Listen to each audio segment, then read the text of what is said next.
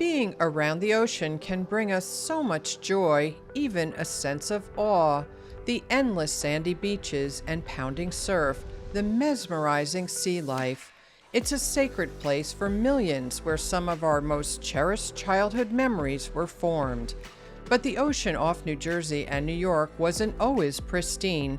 It was terribly polluted until a group that formed 40 years ago worked tirelessly to put a stop to ocean dumping.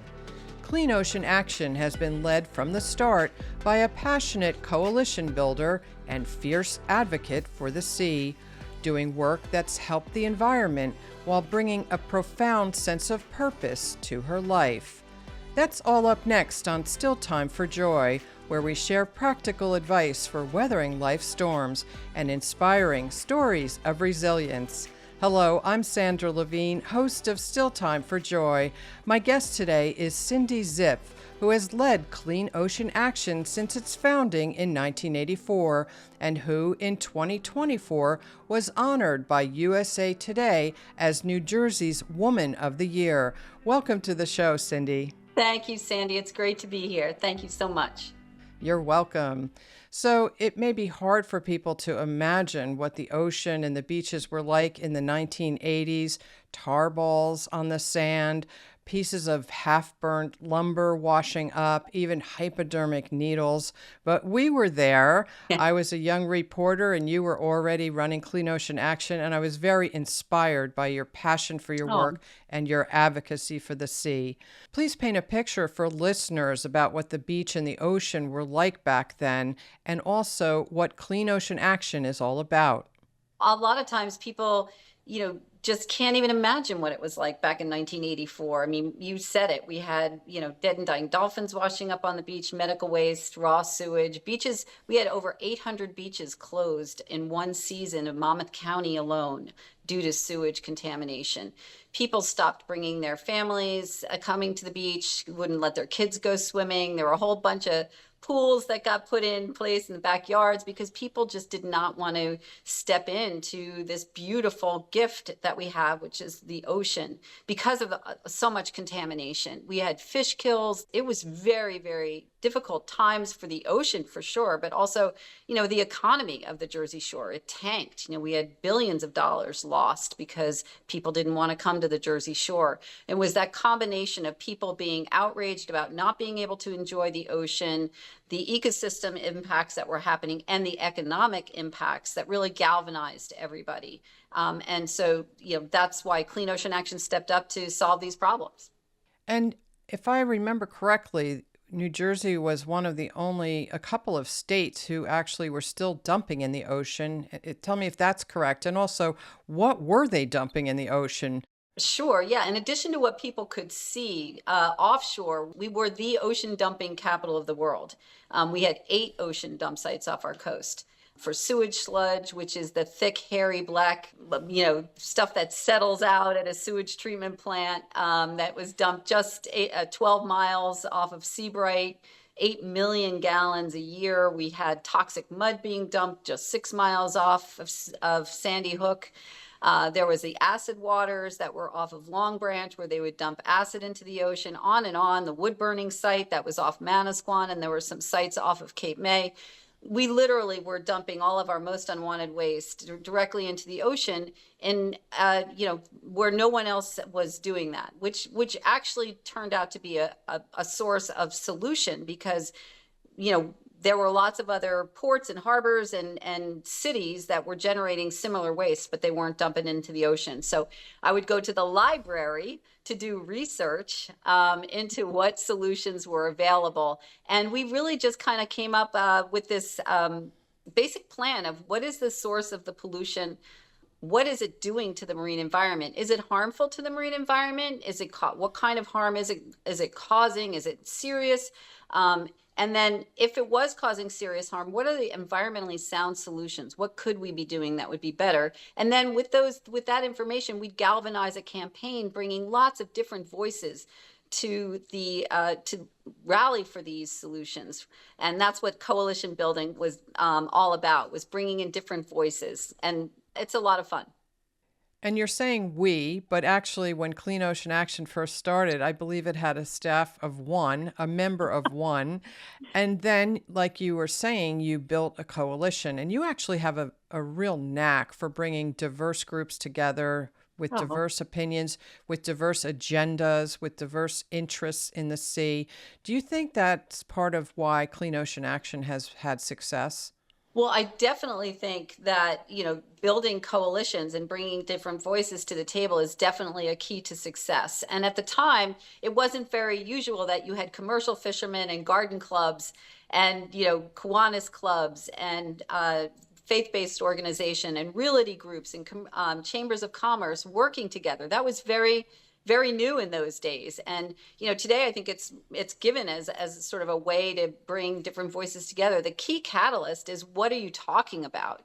And I had the joy, because of my passion, to work to bring people together to defend the ocean. And so many people, not only love the ocean but depend on the ocean for their livelihood. So there was lots of folks that, once they were aware of what was happening, and that's the key point, is a lot of the ocean dumping, people never heard about that. I'd go and set up at these tabling at boat shows and different things and have a map of these dump sites, and people would like, well, what is that? And so informing people was step one. And then once people became informed, we really galvanized people, because we had a clear-cut pathway to success. We had a solution. It was not that there weren't environmentally sound solutions. It was just cheaper and easier to dump in the ocean, because the ocean doesn't have a voice, and the ocean is a cheap and easy dumping ground. You can drag a boat out there and dump toxic waste, and it doesn't scream. So, that's why it's all of our backyards, but it's nobody's backyard. And that's what Clean Ocean Action was able to do, was bring it to be everyone's backyard. Everyone came together to defend the ocean. So your goal was to end ocean dumping, and it took a long time, which I want you to explain to people how long it took. And in a brief way, summarize, what did you have to do and what was the result? I think back on it, and we started in 1984 and it ended in the year 2000. So it took about 16 years. We were dump site free. Our ocean was dump site free for the first time in 100 years, due to the fact that people came together in an organized fashion because of the campaigns that were created. In retrospect, and thinking about how long it takes to address things, for example, like plastic pollution, 16 years is not that long, but it seemed a long time because these campaigns were really intense. And I mean, each of the ocean dumping activities were so unique in and of themselves that they required individual, unique campaigns. So it was really challenging and interesting and fun to figure out, how can certain groups get involved? So for example, recreational fishing interests, what can they do? And there was a group that was, I think it was the 1,000 Fathom Club, that was really active. And when we were fighting ocean dumping of acid waste by DuPont, they came together and said, well, you know what, if DuPont doesn't stop dumping in the ocean, we're going to boycott their Stren fishing line. DuPont actually made a fishing line. So, that was a voice that was extremely powerful. And so it was just kind of uniquely coming up with hundreds of different mini campaigns within campaigns, and just keeping the pressure on. That was the key thing, was building the momentum, building the pressure, and putting that focus on our elected officials that can pass the laws or take the actions that need to be taken. So it was, each one has a great story. And that's the bottom line. You were able to get legislation passed that ended ocean dumping. So how did you feel in the year 2000 when it actually was finished? Oh, it was such a joy. It was such a joy to, get a little emotional, but it was to see the power of the people working together to end something that had been going on for so long, and the ocean was suffering, and the animals were suffering in such silence, and to bring together so many people of coming from different places, but all working together to protect the ocean. And then it was free from all of that dumping for the first time in 100 years and could breathe again.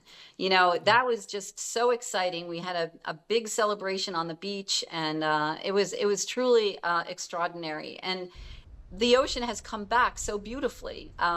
and that's one of the things that inspires me about working on the ocean, is that nature can come back if you give her a chance, if you don't push too far. And we were able to end the ocean dumping and some of the other pollution sources, and now the ocean is thriving. So I just want to take a couple of minutes to talk a little bit about your background and perhaps where this passion comes from. I've read that as a child you were playing in the mud flats looking for little critters. Talk to me just a little bit about your background. You grew up at the shore, so take her from there. Oh yeah, it goes back even further. My mom would tell stories about how I'd only be happiest splashing in water of any kind, but particularly at the beach. So I was always somehow drawn. I don't know what it is. I mean, I know some people are out there that feel similarly, that they've always been drawn to certain things. And so it always was there. My father was a recreational fisherman, and he taught me how to fish, and um, he was the one that got sent, that I would have the joy of running around the mud flats getting bait for him, little crabs and seining for little fish and things. But always been drawn. Jacques Cousteau, The Undersea World was my favorite. I just always was drawn to that. And I thought I wanted to be a scientist, but I was just always drawn to the ocean, spend as much time as I could. And fortunately, I grew up at the Jersey Shore, so that was where I hung out. So you went to college and eventually did an internship with the National Marine Fisheries Service, and there were some experiments going on there. Tell me a little bit about your experiences while there. Some were very exciting. I get to go seining, which is pulling those small nets through the water, and loved a lot of those. But some of them were particularly tough, and one of them in particular was the dumping of drilling muds, which are produced from drilling rigs out in the ocean, into tanks to see how certain marine life would react. And there were I think 12 tanks that had a fish and a scallop in them, and the contaminants would go in, and the animals would react very violently. They'd be bashing against the sides of the tank, the roof of the tanks to try to get out. It was very disturbing. And my task was to just monitor these videos and take down the information of what the animals were doing, how many times they crossed the tanks and stuff. And with that data, then a scientist would determine whether that kind of impact was statistically significant or not. And there were other experiments similar to that, because they were proposing to drill for oil right off the Jersey Shore. They had done some experimental drilling and were thinking about allowing drilling right off the Jersey Shore. So this science was going to be very important into making the determination of whether that would go forward. So that was very profound to me, that the science was going to be used for these policy decisions that were going to be potentially catastrophic to our ecosystem. So that made me want to change my major, which I did. And I took the following summer, I took an internship with the American Littoral Society, where I met Derry Bennett, a very sage and wonderful mentor who was a coastal defender, that in the 80s and 90s and 2000s. And he just provided me the confidence and sort of the inspiration to get into advocacy work. And I've enjoyed every minute of it. So you were at the American Littoral Society, and then Clean Ocean Action actually spun off of that group. I know in 1985 you held what is now called beach sweeps. What was it like in 1985, and what are the beach sweeps like today? Oh my gosh. Back in 1985, going to the beach, you literally needed a rake to sweep all the garbage away. It was ankle deep in some areas. There was just so much litter, because just north of us, upstream from us, was all of the urban areas, New York, metropolitan New York, Jersey City, a lot of cities where there was a lot of litter that was flowing in and blowing into the waterways. But significantly, there was also the Fresh Kills landfill. And they used to barge garbage from the different boroughs of New York right across the waterways with no covers. And the wind would blow all this garbage off the tops of these barges, and it created huge downstream effect on our beaches. But just imagine how much litter and garbage was blowing out into the ocean. It was just, horrible. It was really very challenging. So what we did was we started a beach sweep, which was, called different names in the early days. We had the debris-a-thon, we had the trash attack, but it was inspired by something that was happening over on the Pacific coast where they were doing cleanups. But we wanted to do some here. We were one of the first on the Atlantic coast, and we specifically wanted to collect data on what we were cleaning up so that we could use that data as evidence to drive public policies to stop this from happening, to shut down the Fresh Kills landfill or make them control the litter a lot better, different kinds of things. And so over the years, we've been getting less and less giant swaths of garbage slicks. I mean, we had beach closures due to giant garbage slicks that would wash up on our beaches. Now things are a little bit better, a lot better actually. But unfortunately, we have a lot more plastic items and a lot more plastic trash. It's not in the volume that it used to be because we have made some of these policy changes, but it's still a problem, a very significant problem to the ocean. Explain how the beach sweeps work for people who have never heard of them or participated in. You have thousands and thousands of volunteers come out and pick up litter and then mark down on their data cards exactly what they're collecting. Describe how that has grown today. How many sites are you running? Our first little cleanup, we had 75 people at Sandy Hook. And now we have 84 sites throughout New Jersey, mostly along the Jersey Shore. And we have, as you say, thousands of volunteers. And it is a great way for citizens to give back to the ocean, which gives them so much joy. On 2 specific days, one in the spring and one in the fall, we ask you to come to the beach sweeps where you're turning yourself into a scientist for the day and you're collecting data. You're not just cleaning up the beach, which is of value, but you're collecting evidence for us to then go to the legislature and go to towns to say, look, we need you to control this litter. We need you to enforce litter laws. We need laws to ban certain items that we really don't need. We need to really reduce the amount of plastic, not only for the ocean's health, but for our own public health as well. And also for the marine life. I mean, the pictures of turtles and other sea creatures entangled in plastic, and it's just absolutely awful to see. So the beach sweeps not only make the beaches more beautiful, but they also help marine life from being injured or even killed from the garbage in the water. But what I want to talk about is that you have always been very passionate about using the science in your advocacy. And these data cards, I've done a couple of beach sweeps, and I have to admit, I find counting the items or marking the items down a little tedious, but there's a very good reason to do it. So what kind of effect has it had to have this data accumulated? What have you been able to accomplish with the facts you've gathered through the beach sweeps? We've been able to accomplish great results.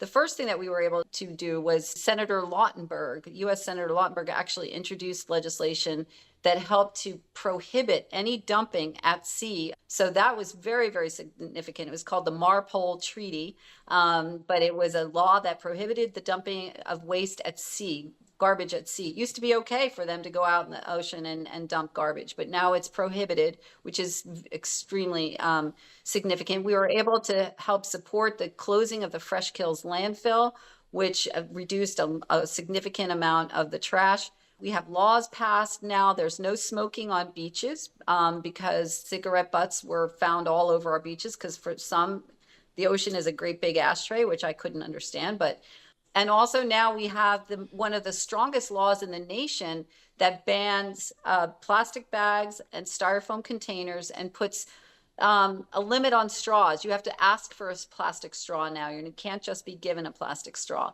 And with that, I mean, we've seen just because of the data, that law was passed a couple years ago. It's called the Get Past Plastic Law. And within 1.5 years, we saw a 30% reduction of plastic bags and foam containers on the beach. So it does work and it's very significant and we can all bring our bags. People thought it would be terrible. I mean, we're all used to it, we can make it work, it's a big significant reduction, not just in the plastic litter on the beach, but in our communities. We no longer see these bags hanging off the trees. It's also reduced by 3 billion bags a year are being eliminated from our world. And that's a good thing because plastics pollute in a lot of different ways, not just by litter.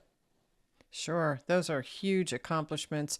Took a lot of patience, a lot of hard work, a lot of tenacity. I am in awe of the folks that do come out for the beach sweeps. It is not fun to do the data card. I get it. It's tedious, but please, please, when you're coming to the beach sweeps, that's what you're coming for, is to give us that Yeah. data, that evidence, and find treasures. You can always be a part of the roster of the ridiculous, the crazy stuff that we find on the beach, telephones and all sorts of crazy things that we find on the beach. And we have a report. So, you can go to our website and look at these reports and see what we're doing. And it's, hundreds of thousands of items each year, just in 2 days, in 1 year, for 3 hours each. So that's 6 hours of data. And it's really impressive.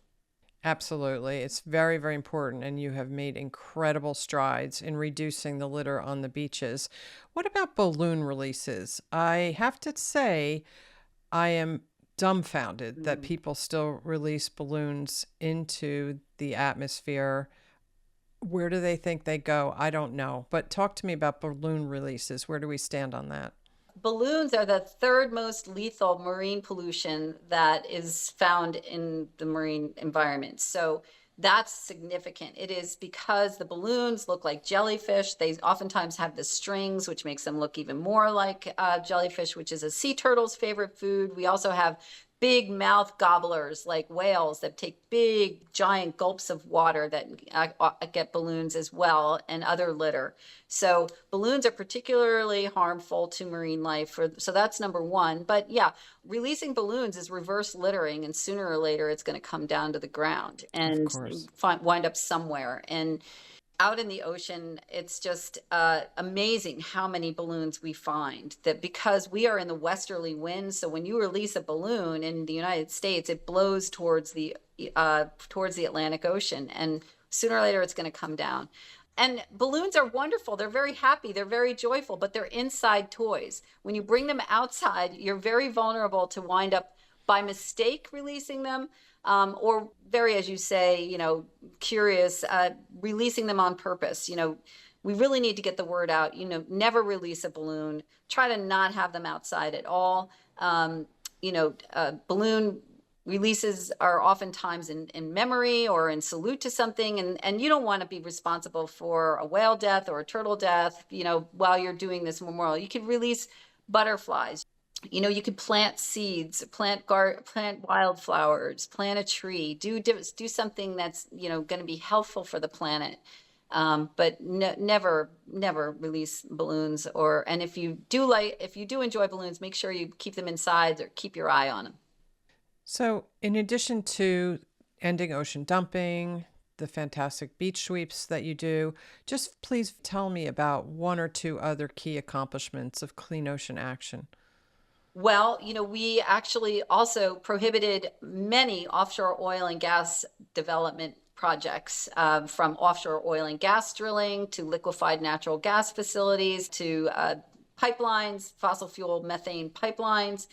So we are industry free right now because of the work of Clean Ocean Action and our coalition, the vast network and coalition. So, we would have so many more fossil fuel facilities, which would be, again, very concerning for climate change and just the health of our future. If it weren't for Clean Ocean Action, we would be at risk of oil spills and some of the other tragedies that we've seen in other parts of the United States and around the world. So, what are some of the current challenges you see to a continuing healthy and thriving ocean? Some of them are mainstays. They've been around for a long time, and that is fossil fuel, that we just spoke about, risks to of offshore oil and gas drilling. It is not prohibited off in the Atlantic anywhere.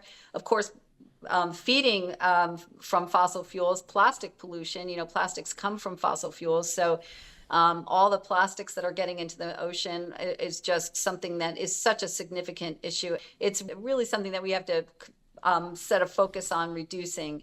And then third, there is a new kind of industrialization that's happening off our coast, not just off the Jersey coast, but the entire Atlantic coast from Maine to Virginia. And that is massive amounts of industrialization in the name of addressing climate change. Now, Clean Ocean Action is the first one to agree climate change is a serious threat to the ocean. And we've been working and fighting to ensure, we reduce climate change for years, hence all the work that we've been doing to fight fossil fuel facilities. But now there's a very significant shift to using the ocean for renewable energies such as offshore wind development. But these power plants are massive in size, and there are many, many, many projects. There's 32 projects just in the Northeast alone, which is millions of acres. And we haven't done the homework. Clean Ocean Action is not opposed to the idea of offshore wind power plants, but we're very much opposed to the scope, scale, and speed of which things are happening. We now have thousands and thousands of turbines permitted from basically Massachusetts down to Maryland, millions of acres. And, there hasn't been a pilot project. There's never been a cost-benefit analysis. There are significant issues pertaining to navigational safety, radar being impaired, what these things are going to be doing to marine life. We just want the due diligence. I mean, if we were to propose millions of acres of a natural habitat on land to be basically destroyed in the name of renewable energy, there would be a lot more public concern. But it seems very much that the ocean is being portrayed as a sacrifice area. We have to do something. But we're raising questions. We want to see the science, and the area in which the offshore wind is being proposed are the same corridors for fish migration, bird migration, whale migration, turtle migration. Same exact pathways. So we are going to be interfering and putting huge industrial development in the corridors of these marine animals that depend on a quiet, dark, and cool ocean system. So there's a lot of issues that need to be addressed, and we're going to keep on raising issues and hope that we can get a pause in all of this development until we get the science and until we understand the cost benefits that these are going to cause. Yes, sure. And I know you're back to the science again. One of my mottos here is, show me the data. You have a lot of expressions that I've heard you say over many, many years. I know how passionate you are about the ocean. And in fact, in 2024, USA Today chose you as one of its Women of the Year. And generally, just one person was chosen from each state. So how did you feel about being chosen Woman of the Year by USA Today? That's quite an honor. It is overwhelming honor. And honestly, I really didn't believe it. I really worried, because I just couldn't believe it, because there are just such amazing women in this state doing such incredible work. Oh my goodness, it's just astonishing. And I'm so proud of New Jersey and so proud of our women and women, around the world. So I was really surprised and overwhelmed. And I didn't really believe it until it actually was released, which was an awe-inspiring moment, not just for me, but for all of the staff and all of the hundreds of volunteers and our board of trustees and all of the people that have worked so hard, the small and the tall and everything in between, for making this happen, making this success happen. Well, you deserve the award. And I want to know, what can we do you think, to inspire the next generation? We need to keep people involved in advocating for the environment. You say I have these sayings, and a couple of them really relate to the youth, because the environment is only as clean as the next generation will make it. And so we really do need to keep that next generation inspired. And another one is teach a child to read, and it opens up the world, but teach them to lead and they can change the world.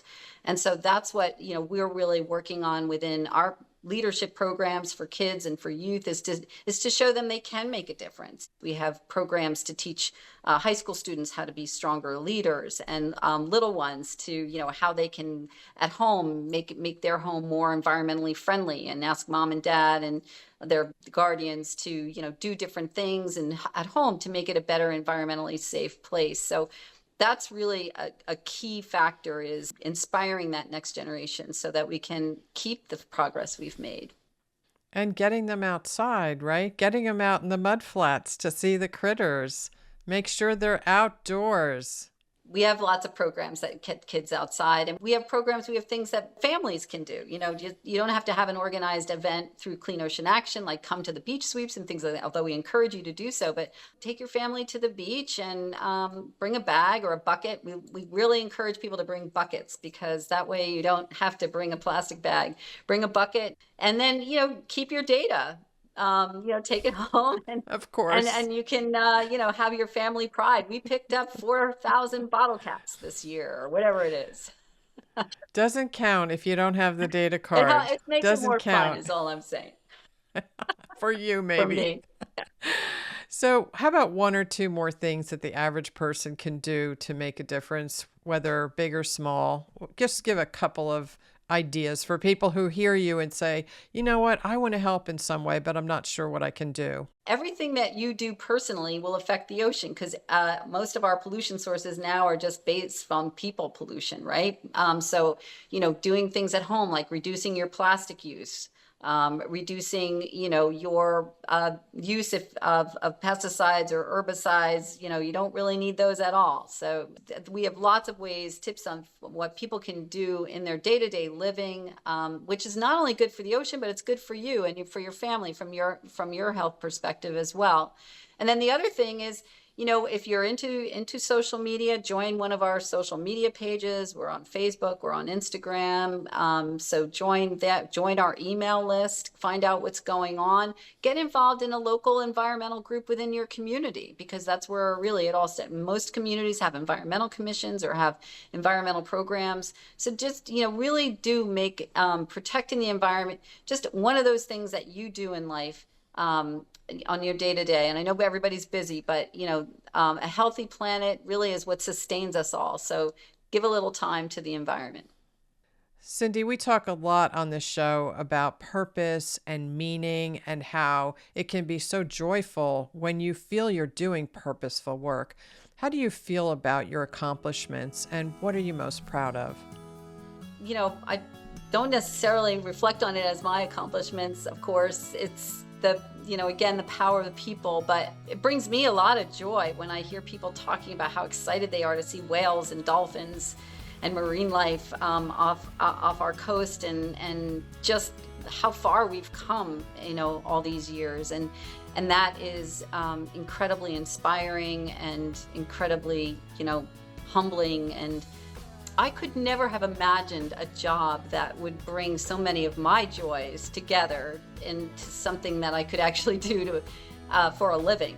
The marine environment, working with people, being inspired by those people, finding ways to engage people, just all of those things, those elements of advocacy work and the marine environment would have just come together in just an extraordinary opportunity for me. So I feel very grateful. And I feel very humbled that I was able to do this kind of work for a living. It's not work for me. It's really a joy and a passion that I feel has really fulfilled my life. And from what I'm most proud of is that, we have brought the ocean back from the brink of ecological collapse here off the New York and New Jersey shores, where no one thought we could do it. And that perhaps was sort of one of the best things. I remember getting that little look with, if they could have tousled my hair in the beginning and saying, oh, isn't that cute? She wants to clean up the ocean, but with the power of the people and bringing all that passion together, we did it. And so I guess that is what the greatest joy is knowing that, we can all, working together, make a difference. And I am so joyful to be a part of it. Well, Cindy Zipf, Executive Director of Clean Ocean Action, thank you for everything you have done to protect and preserve the ocean. And thank you so much for being on the show today. Oh, it's been my joy. And it's been a joy talking with you too. Thank you so much, Sandy. If you found today's show helpful, please share the information with someone who needs it and follow Still Time for Joy for more practical tips on weathering life's storms, as well as inspiring stories of people who have turned their pain into purpose. Please consider supporting the work that goes into producing the show on Patreon. Follow Sandra Levine Productions on Facebook and YouTube, and learn more at sandralevine.com.